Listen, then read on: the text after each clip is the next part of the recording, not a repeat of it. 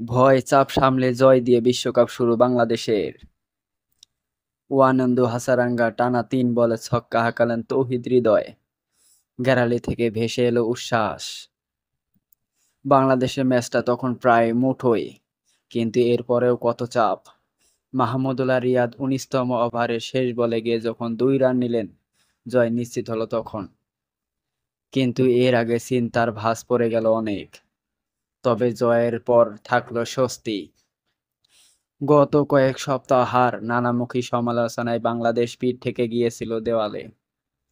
বিশ্বকাপের প্রথম ম্যাচ জিতে কিছুটা হলেও ঘুরে দাঁড়ানোর বার্তা পাওয়া নাজমুল হোসেন শান্তর দলের কাছ থেকে। শনিবার ডালাস টি-20 বিশ্বকাপ ম্যাচে শ্রীলঙ্কাকে ২ উইকেটে হারিয়েছে বাংলাদেশ। শুরুতে ব্যাট করে ৯ উইকেট হারিয়ে ১২৪ রান করে শ্রীলঙ্কা। ওই রান তাড়া করতে নেমে ১ ওভার হাতে রেখে জয় পায় বাংলাদেশ।